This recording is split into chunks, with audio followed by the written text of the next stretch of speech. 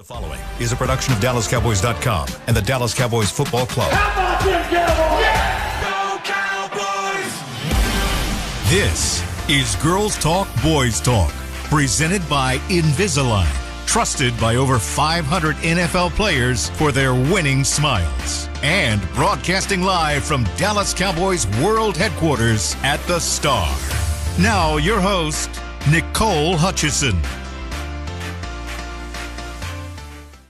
Good morning. Welcome to Girls Talk, Boys Talk, presented by Invisalign here in the SWBC studio. Nicole Hutchison is traveling today to meet with family. I'm Kristi Scales, joined by Brianna Aldridge and Aisha Morrison. And fun game last night, watching Seattle and the LA Rams in overtime. Seattle takes it, rallies in the fourth quarter, forces it to overtime, wins with a 2-point conversion late in overtime. So that was fun from a football standpoint. Less fun injury news from the Cowboys front, particularly as it pertains to DaRon Bland. So Aisha's going to fill us in with the injury report as we do every Friday morning, but obviously the headline there is the cornerback. Yeah, big surprise for a lot of people. We saw that he wasn't practicing this week, and then we got the news yesterday. So DaRon Bland was out with the foot. He did not practice. Elijah Clark did not practice for a personal reason. Either one of you ladies know what the personal reason is? Fine, it's okay. Tyler Guyton with the ankle did not practice. At this point, are we expecting for him to? How do you feel about it? Yeah, if he's not doing Wednesday and Thursday, it doesn't look good for Sunday. General rule of thumb. Okay. CeeDee Lamb with an illness did not practice. Well, he got the flu. He got the bubble gut? Don't know. I hope it's gone by today. I hope he feel better today. Yeah. Josh Butler with the knee has been limited this week. Kalen Carson with the shoulder hamstring was limited yesterday as well. Trayvon Diggs with the knee was limited. Hunter Lipke was upgraded to limited after not practicing on Wednesday with a concussion, so that's encouraging. Phil Maffa with the shoulder was limited. Savon Revel was limited with the knee. Again, Peyton Turner with the ribs was limited. Javonte Williams with the neck was limited. Quentin Williams, just like Hunter Lipke, was upgraded to limited from not practicing on Wednesday, so that's encouraging. Donovan Wilson with the knee/hip was limited. Jake Ferguson with the calf, Oso Adighi, Zua with the shoulder, and Nate Thomas with the shoulder all were full yesterday. Yeah. Mm-hmm. The issue with Bland with seeking the second opinion, it's the left foot. Mm-hmm. It had the surgery before, and probably seen the last of DaRon Bland for the year. It is facing a possible second surgery. So, Bree, initial reaction on that? My initial reaction, I felt like the football gods don't like Jerry Jones after he signs someone and pays them. I feel like this is like a consistent theme, at least since I've been here. Every time someone gets paid, I don't know if you ladies disagree, but it's either they get injured or there's drop-off. And I know he got some criticism a little bit when he was talking about paying people too soon and stuff, but I see why he feels the way he feels, and I kind of understand why he takes his time, because it really does feel like every time he pays someone, something happens. Well, they you can criticize the Cowboys all you want, and some of it is merited. It is, in terms of how they distribute the funds among the different position groups or offense to defense. But in terms of like contract average, according to Spotrac.com, cornerback position specifically, 7th most in the league devoted to the cornerback position. To your point, Bree, the 4 years, $90 million with $49 million guaranteed. DaRon gets an average of $22.5 million, and then the Trayvon Diggs, his average from the one a couple years ago is $19.4 million.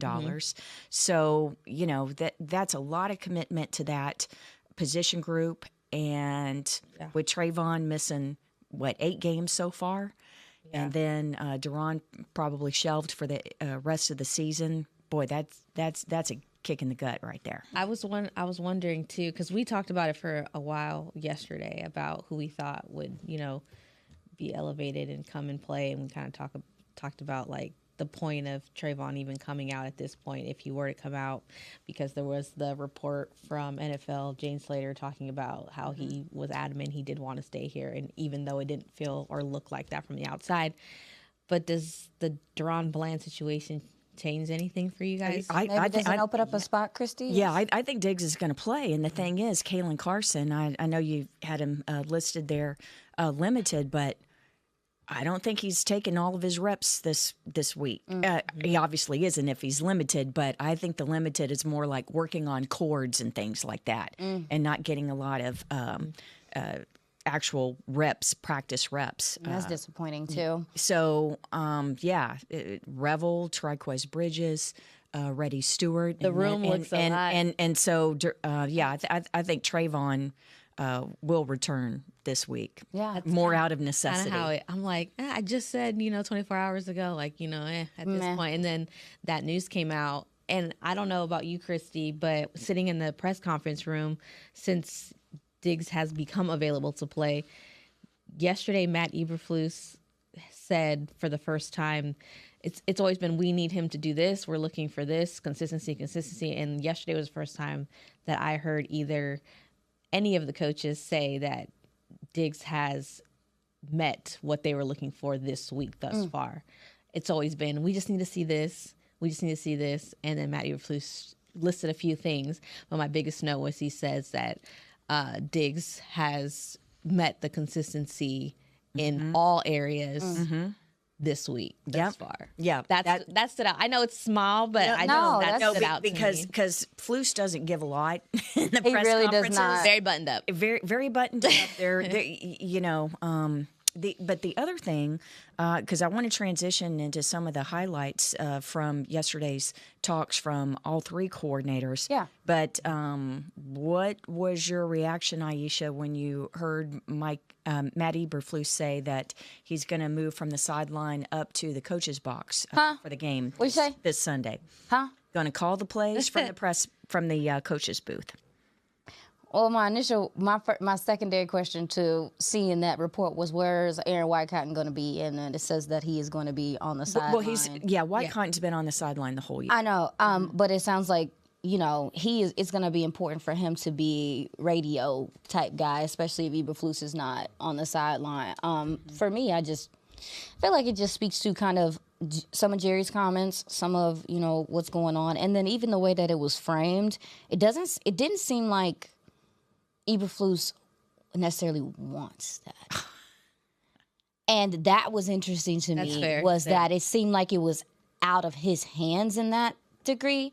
So then that brings me to, are we trying to get ahead of it? Is it like when you about to break up and you start like texting back slow? Which one is it? Like, are we starting the process to do some level of separation, or do we really think that him going up to the booth is going to improve the defense in the last 3 weeks? I think us ladies will say, nah. But at the same time, maybe they're just trying to try something out. I don't know. It was very odd to hear that, and I think we heard that during. Was it Dan Quinn's time here? Yeah, that he ended up. We've had other coaches change from being on the sideline to the booth and stuff. Mike Nolan called from up in the booth. There are lots of coordinators that call from up in the booth. But for that to be a change in the last 3 weeks, to do it with 3 games remaining is unusual. It is unusual, and that was my initial thought. It was unusual, and that's how I feel about it. And then also to going back and listening to him talk about it. Yeah. It didn't seem like he was. Yeah. It's kind of hard to read him. I'm going to the booth. Even I was laughing because even Babe's question yesterday, it was like a 2-part question. And it was like something about... You having fun? If you're having fun. And he answered the first part, right? Like he enjoys seeing the guys kind of flourish into doing, the scheme, whatever have you. Like that, he finds joy. And then Babe's like, what's the fun part? He's like, well, that's fun. And it's like, I don't think.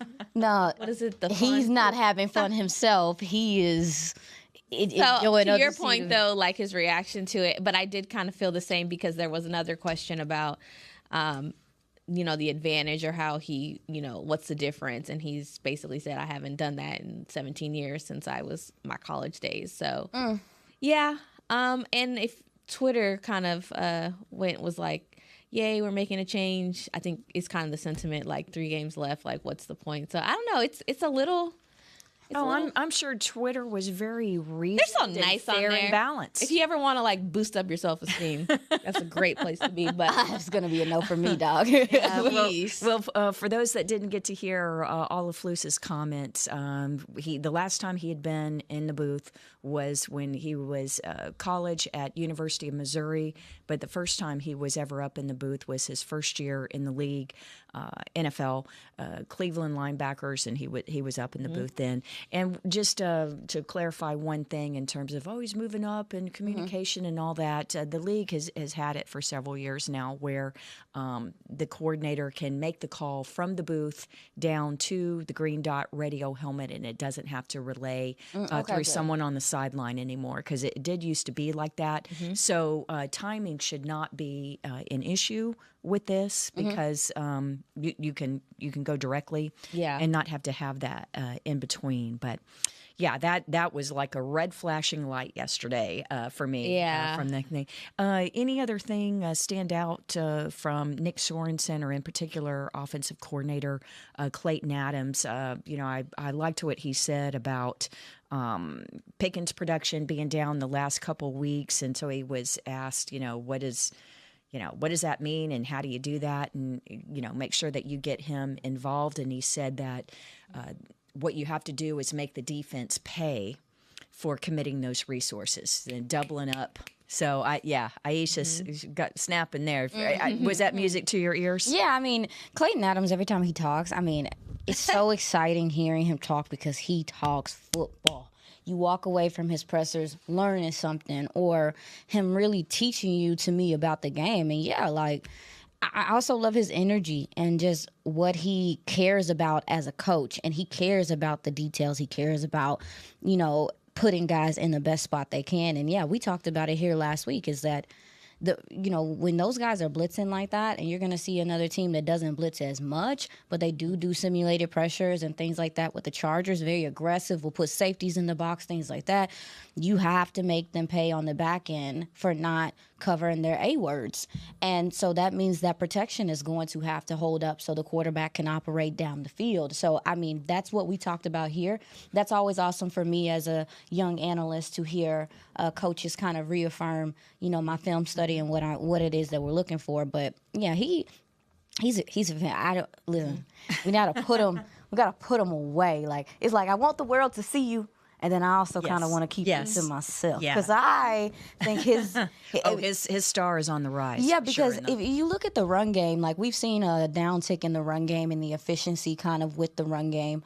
But when you look at it, when you're looking at the schemes on film, you're looking at what they're doing, you're like, ooh, brother, if you just held that block, if you just executed that better. He is so creative in how he manufactures run game for this team. So I just want to, when he talk and people be tweeting about him, I want to block them up, muted, tell them they can't. and I loved what he said about the run, because he was asked about the Cowboys' red zone efficiency. He was talking about a more unique approach last week, and that was staying more patient with the run down there in the red zone. He felt like it really took a step forward, and so I think the timeliness time is of the essence against the Chargers with their red zone defense, which is fifth in the league. Tough to, they only give up a touchdown 51% of the time that an opponent reaches the red zone. So that's going to be a key. Hey, we're going to go to our first break. And when we come back, we're going to have Aisha break down this Chargers offense versus the Cowboys defense. But before we want to go to break, I want to ask Cowboys Nation to keep a good thought for the Youngblood family. John Michael Youngblood, we all called him John.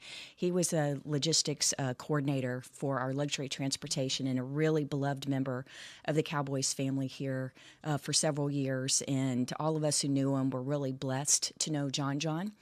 And he's being laid to rest tomorrow in Gilmer, Texas, in East Texas. And before he came to the Cowboys, he worked with Neil McCoy, who's a good friend of the Cowboys and Cowboys cheerleaders. And John overcame a lot in his life in terms of physical challenges and was really inspiring to everyone. So Cowboys Nation, please keep a good thought for John. We'll be back with more Girls Talk, Boys Talk right after this.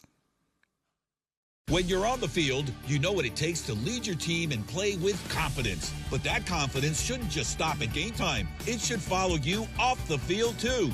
Join over 500 NFL players who trust Invisalign, the #1 doctor-recommended clear aligner brand. Ready to take the first step towards a smile you'll love? Visit Invisalign.com/NFL and find a doctor near you today. Transform your smile and take your confidence to the next level, both on the field and off. Cowboys fans, when it comes to navigating the ever-changing world of tax, your business needs a partner it can trust to tackle even your biggest tax challenges. Ryan is the largest firm in the world dedicated exclusively to business taxes. Our team of tax professionals has local expertise in all areas of tax and can help you uncover savings opportunities you didn't know you had. Learn more about how Ryan can improve your overall corporate tax performance by visiting Ryan.com. Ryan, the official tax partner of the Dallas Cowboys. Heck of a win, fellas. Coach, the Cowboys beat us by 30 points. No, I'm talking about my dog. He started eating fresh food from the farmer's dog and has lost 7 pounds. Your senior dog with joint issues? That's right, Steven. The pre-portioned meals of real meat and veggies help keep him lean, active, and feeling like a puppy again. That's incredible. But what about the game? The Cowboys smoked us. Hit the field, run some sprints. Get 50% off your first box of the official pet food of the Dallas Cowboys. Only at thefarmersdog.com/Cowboys. How does the cheerleader's hair always look so perfect? We asked, and they shared one of their biggest beauty secrets. If you want hair like theirs and confidence to match, use Babyliss Pro styling tools. The Dallas Cowboys cheerleaders use Babyliss Pro curling irons to get those perfect game day curls. To get the hair you see on the cheerleaders, head to BabylissPro.com. Use the code Cowboys20 for 20% off Babyliss Pro tools, the official styling tools of the Dallas Cowboys cheerleaders. Get the discount while it lasts. Offer may be withdrawn at any time at advertiser's discretion.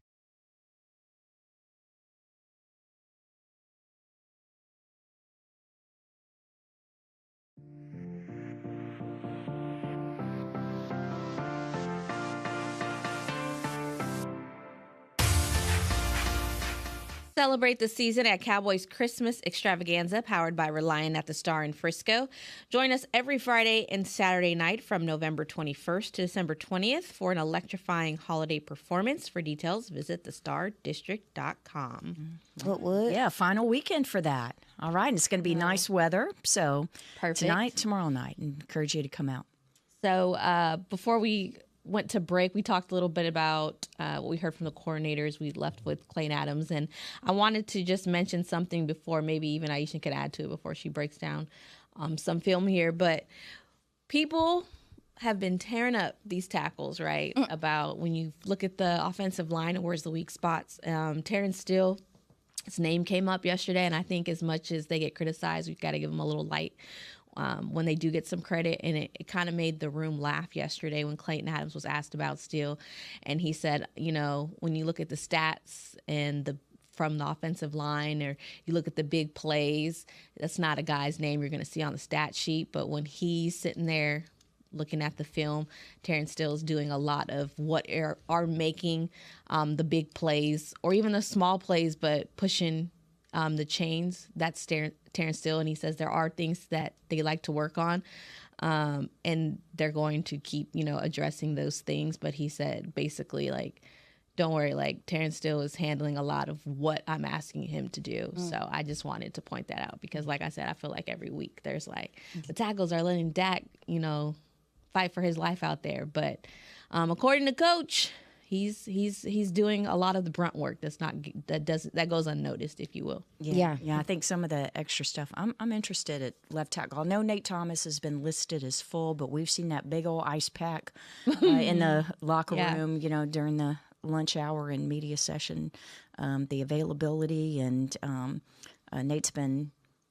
It hurts battling. That shoulder. Yeah, he's battling through that shoulder injury, and so I'm real interested to see how they're going to work the left side this week. So I'm trying to sush that out. Because Adeniji, that was rough, which was weird. Yeah. Because I saw in training camp we saw him do some right tackle things, if I'm not mistaken, and it looked cleaner there, and that's why switching sides is not easy. But to comment on what you said about Terrence Steele, Bree, it's so funny because I think at this point I've seen Terrence Steele play enough football that I know what he is. I know he's going to struggle in pass protection sometimes. He doesn't have the strongest anchor, but in the run game, he's one of your best. He is one of your best attitude-wise. And then also, too, we got to talk about the availability. This guy has not missed a snap in, this is almost his third season. After this 3 games, this will be his third season. He has not missed a snap, and he tore his ACL. So I think that's also, too, like, I know a lot of people, and I know me included, there's some expectation that maybe Dallas, because of the contracts and stuff like that, goes another direction.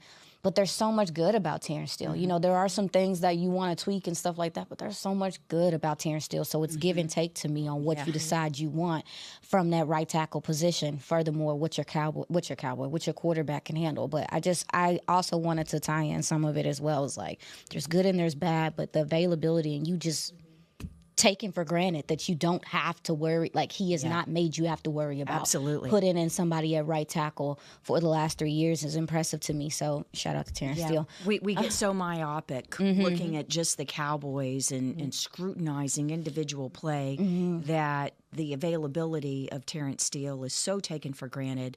And you look around the league and the struggles, not just at tackle, but across the line, just across the board. I mean, look at what the Chargers. We about to talk about it now. So, that's what I'm about to say. Let's talk about it now. Transitioning into Chargers offense here, because Justin Herbert, heroic, playing with a broken left hand. Prototypical quarterback, man. When we got to watch him in practice, they had the joint practices a couple years ago in Costa Mesa with the Chargers, the week going into one of the preseason games. It's like, God, he's one of my favorite guys to watch.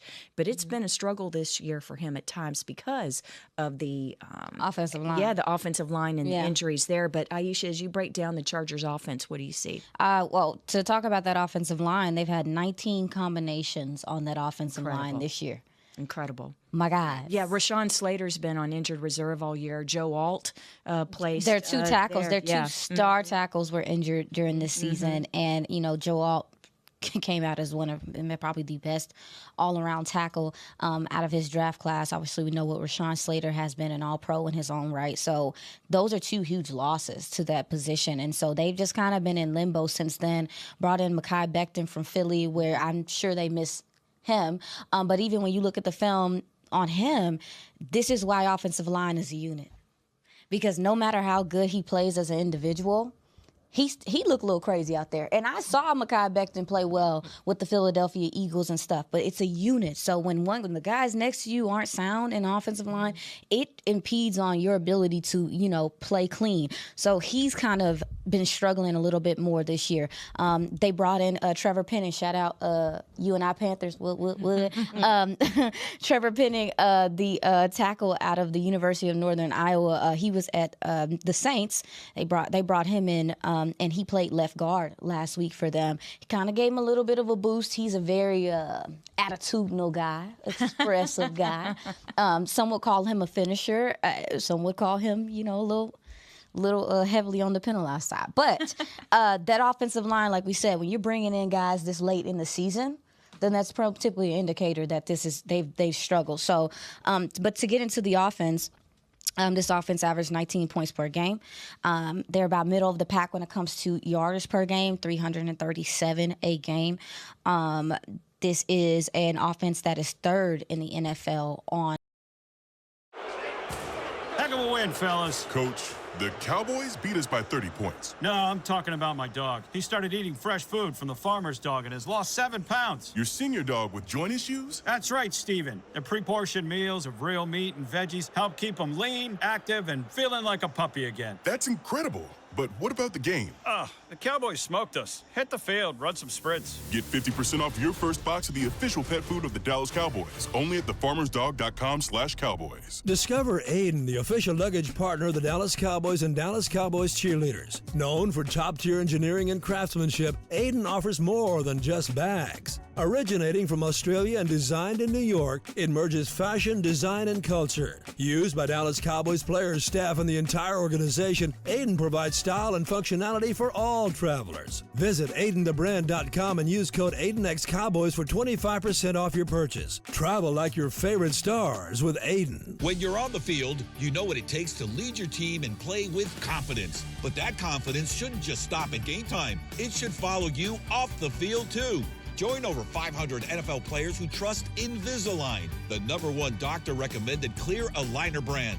Ready to take the first step towards a smile you'll love? Visit Invisalign.com/NFL and find a doctor near you today. Transform your smile and take your confidence to the next level, both on the field and off. All right, Cowboys fans, this one's for us. If the men in your life bleed blue and silver like we do, I've found the perfect way to elevate their game day rituals. Gillette just released their best razor in Cowboys colors, and it is everything a Cowboys fan could want. The new Gillette Labs official Dallas Cowboys licensed razor combines his Cowboys pride with Gillette's best shave. And with 50% longer lasting blades, it is truly the gift that keeps on giving. Get it while you can at Gillette.com/NFL. Gillette's best shave is also available as heated.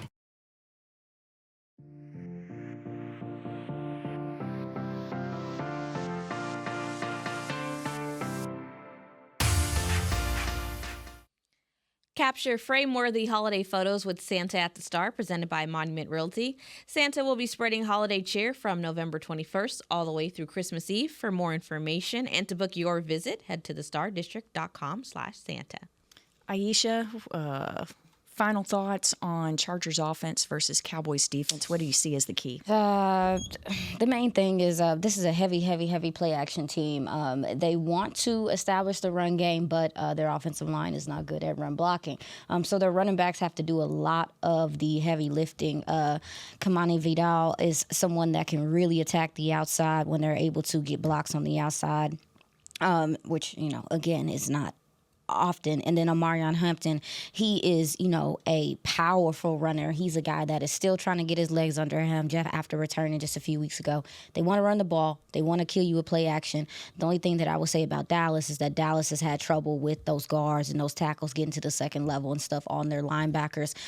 This offensive line struggles with that. So then, maybe guys like Overshown and those gentlemen will be able to come help out in the run and be a little bit more efficient. I think the biggest thing is trying to, if you're going to affect Justin Herbert, you're going to have to take him to the ground. I mean, this is a guy that is capable of throwing the ball downfield, especially on those big play action shots. And also, too, how impressive is his movement in the pocket? Yes. Oh, my God. I've never been a big Justin Herbert, I think he's awesome. But looking at his mechanics on film has just made me have so much more respect for him. So this is a guy that's sound. This is a guy that has some size. If you are going to bring him down, you better bring him down where you need to and not allow him to attack downfield. So for me, it's just shutting down the run game because they really want to set up that play action. And that's what that's really what they lean heavily on as an offense. Yeah, and that's a Harbaugh style, gritty and real football, meat and potatoes. All right, we mentioned that Nicole Hutchinson is traveling to see family today, but she did put together a great list for Bullseye or Bust. Girls talk loud, boys talk slick. Nicole said Aisha got moves real quick. Bree with the stats, Kristi with the facts. Friday night lights, no time to relax. Got my squad tight, like the Dallas team. Dak dropping bombs, CD running free. George Pickens out there pulling stunts. Bullseye or bust, no ifs or fronts. Bullseye or bust, we don't play soft. Hit the target clean, take the edge off. All right. Every time. All right. Thank you, Nicole. We're going to start with the first one you have on your list, and that is Bullseye or Bust. Dak Prescott throws for 275 or more yards. 275 or more for Are you Dak. doing the math? Is the math? He probably going. I just see. He probably gonna have to. That would be over 100 yards more than what the Chargers allow. They are the third-rated pass defense in terms of pass yards. They allow just under 175 yards a game. What's so they allow? 275, 174.4. What they allowing on the ground? On the ground, 104. They're number 11 in the rush. Okay. They're number 2 overall total defense, I mean, but it's mainly the pass. Maybe a run game will be able to get going. Okay, so I think that's going to be the key. Is the run game? I'm gonna go Bust because I think they're gonna have to establish this ground game to get some of that secondary to stop dropping in coverage. Okay. Yeah. Okay. What you got, Bree? I was kind of trying to cheat because I have listening. It seems like they've struggled when they have met a team that can actually sling that thing down the field. And I think it was the Jags who kind of had a good game in the air against them. So that's what I was trying to see. But I do feel like that, to Kristi's point, to what this team is known for, I think the run game is going to have to be established, and that's why I'm going to go bust. Okay, so we got bust on the first one. All right, here is Nicole Hutchison's second one. Justin Herbert throws for 300 or more yards. Herbert for 300 plus. Bullseye or bust? Come on. It's going to be a bullseye for me. What y'all looking at me like that for? Don't look at me in that tone of voice. Just because it's throwing against the league's last rated pass defense? No. That's what everybody says. It's just because he makes stuff happen out of nothing. Yeah. He might run into a couple sacks.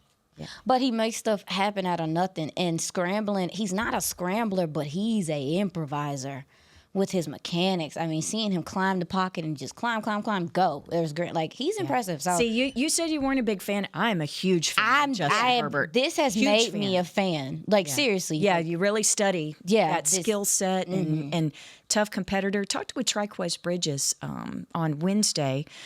He'll probably he could get a lot of playing time this week. But remember, he was drafted by the Chargers and spent camp with them. And then also he played at Oregon. He was Herbert's teammate there. So interesting to talk to Quez and get the perspective, being on that, the same team at two different levels with Herbert. Okay, so Bullseye for 300-plus yards. You think they're going to be able to run Justin the ball? Herbert. What you think, Bree? Well, just because Kristi I had faith, and then I just remembered we don't know what that cornerback room is going to look like. So now I'm not. It just brought me back to life a little bit, because I was like, the reality is it's a lot of that room looks a lot different this week unless certain people come up. So I'm agreeing with Aisha on this. Okay, so it's bullseye for both of you that Herbert throws for 300-plus yards. Okay, here's number 3 on Nicole's list. Both quarterbacks, Dak and Justin Herbert, throw for 2 or more touchdowns each. 2 or more touchdowns each. 2 or more. For Dak and Justin. I'll go bullseye. Okay. I'll go bullseye. Dak should. You think it'll be a high-scoring game? I don't know that I think it'll be in the mid to low 20s, but I think that I'm going bullseye. I was about to say bullseye. I'm going to go bullseye on this. Yeah. Ooh, Lord have mercy. I don't know why this game stressed me out. Stakes ain't that high. It's a little. Because it's still fun. Still a little stress. And it's it could be. Okay, so bullseye. Aisha, what do you got? What? You got bullseye? Oh, I got bullseye. Sorry. Okay, here we go. Cowboys convert 45% or more on third down. Cowboys offense converts 45% or more on third down against this Chargers defense. That is very good. Is that you all right? I'm stressed. Well, they're 5th in defense, and you are 8th on third down. Is it math? How much you say? 45%. 45%. So they're 8th. You're right. The Cowboys are 8th in third down, but that's still 42%. I know. Dallas has struggled on third down. I'm going to say I'm going to go bust.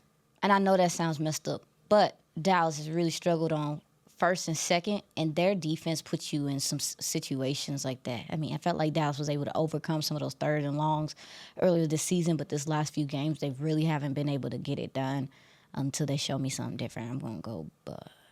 I'm going to go bullseye because I'm feeling something in my spirit. Please share it. I can't even show my face, but I was like, something is telling me that they gonna play well. Yes, I just feel like they're gonna step up. This team knows they're cooked for the playoffs, but I mean, when you have a leader like Dak talking about, something to play for, and yes, pride, but they don't want to go out at home. Their last final where they played particularly well outside of what we just saw. Yeah. And I think it does build. I don't think it's cliche to say it is. They are trying to build something for the future. Yeah. Shotty's going to be here next year. We don't know who's going to be around him. they don't want to finish with a losing record, right? McCarthy was here last season, got 7 wins. That'd be kind of devastating to hit 7 or less, right? They want to win these last couple games. I just feel like you're going to, and Pickens as well. I think we keep saying he's a big part of this offense. I'm hoping CD's cleared or what have you, but I just feel like there's just a lot of Okay. All right. So we're split decision on that one. That's fine. Okay. Let's hit a few more real quick before our time ends. The Chargers offense converts 45% or more on third down. Bullseye. Yeah. Okay. They will matriculate the ball down the field, but that's to Aisha's point earlier that they're really good on third down and stall in the red zone. Okay. They, by the way, number 3 overall on third down, 46%. So that would be right on the mark for them. Okay. You mentioned George Pickens, Bree. So here's Nicole's. George Pickens records 80 or more receiving yards. Bullseye or bust. 80 or more. I'll go Bullseye. Okay. I'll go Bullseye with 80 or more yards? Mm-hmm. Heck yeah. Okay. Heck yeah. I agree with Bria. I think he's going to ball. I think this last 3 games is a big deal for him, regardless of what happens, regardless of if he stays, regardless of all that. This is huge for him to finish out this season strong and put himself in the best position. So I think he's going to be. I'm with you too, Bullseye. You know, now give us a real bullseye or bust, Aisha. Bullseye or bust.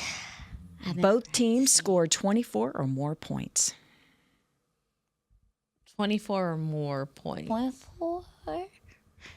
20? Because what are the Chargers? Oh, no, they're keeping teams. They're averaging 22 and a half points. Yeah, they're probably going to get I think they're going to get it? I think every offense. You think the Cowboys are going to get it against that defense? I'm banking on it. They're allowing 20 points a game. I'm banking on it. Okay, so bullseye there. In fairness, I will say, when I was looking at the Chargers, this last couple games they played, they haven't played offenses that can score like that. That's true. They do a good job of generating pressure, though, which leads to the next. Bree, your turn. Give us your. Come on, girl. You got it. Every week. Bullseye or bust. The Chargers defense records 3 or more sacks. 3 or more sacks. What? Jesus. I don't want the quarterback getting hit no more. Ooh. Is Javonte playing? I don't know. It's Nate Thomas, or we got Dennis? Oh, so much information we don't know. Is Lipke playing? Or either one of them? 3, yeah, I don't know about at least Lipke. 3. At least 3. Mm-hmm. I'm going to go bust. Bust, okay. I'm going to give him 2. I'm going to say maybe 2 mixed sacks. I'm going to go bust for my sanity because I also don't want to see Dak Prescott on the ground. I can't take it. Somebody else going to get put on the ground. Yeah. I'm gonna have some faith in whoever's out there. All right. This is going to be the final one. Aisha, lead us off. Okay. Bullseye or bust? I felt strong. The game comes down to a 1-score finish. 1-score finish. So it'll be less than a touchdown. It's giving bullseye. You know, as many times as I've gone downstairs the last 5 minutes and thought the game was secured and it was not, I'm going to go bullseye because it does feel like that's the theme. Not they be bamboozling my girl.